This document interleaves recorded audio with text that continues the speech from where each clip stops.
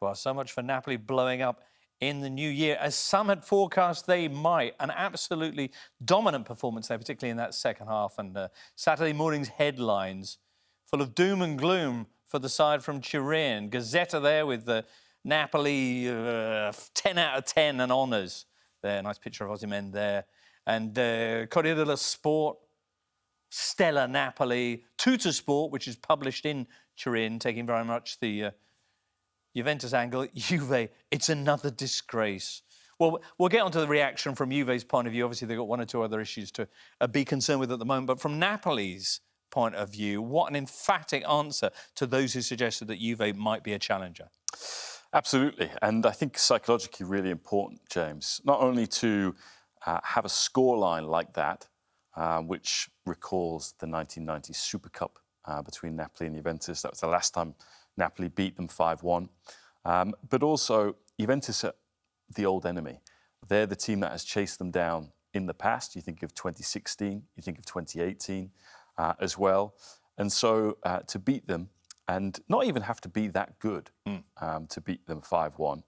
And as much as Osimhen and Kvaratskhelia will get the headlines, I think Politano's work on the first two goals, I think of the save we saw Meret make at 2-1 on his own play at Akmani.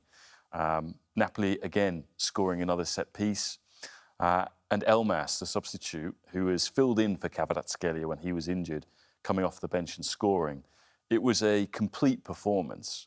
It wasn't just about the attacking talent that Napoli have got. And I think that's reason to be confident that this is the year that they can do it, the first time since 1990, become champions of Italy. Right, because we've seen them look dominant in the first half of a season before, but then fade away. This was quite the opposite of that. As for Juventus, quite the slap in the face after that terrific run they've been on. It was a slap in the face. Allegri's lineup choices were criticised, particularly playing Federico Chiesa as a right wing-back for the first 20 minutes. You look on the first two goals, he loses Kvaratskhelia on both of them. And then Gleison Bremer, the best defender of the year in Serie A last season, having a real night to forget. But at the same time, Juventus could easily have gone in at half-time 2-2. It was a strange game, really. I don't think the scoreline reflected the balance of play at times. I mean, if you look at advanced metrics like XG, James, it was only 1.4 for Napoli. Right. And they scored 5 goals from chances they'd expect to be scoring from 1.4. I mean, another metric is the fact that Napoli are churning out, was it 2.61 points per game at the moment? They're on track for 99 for the season, which would be close to a record. Yeah, and I thought what Simone Inzaghi, the Inter coach, said last night was really important. He was saying that, look, Napoli are making this look easy. It's not like they are running hot, that they're overachieving, that you think this is unsustainable. You look at it and you think they can keep And the this other up. teams behind them, who are now a distance behind them, are actually doing more or less the same that they were doing last season, just that Napoli are that much better. Let's check out how the Classifica stands. Roma's still to play. They're going to be taking on Fiorentina 7:45. But as you can see, they're rivals in the hunt to break into the top 4, Lazio and Atalanta, both with wins. So Roma really need a victory to match that this evening.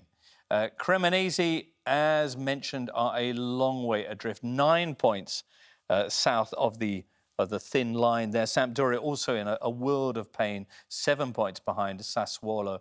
It looks like being quite a bitter season. Not sure if anyone's going to drop into that, but of course, half a season or slightly more still to go.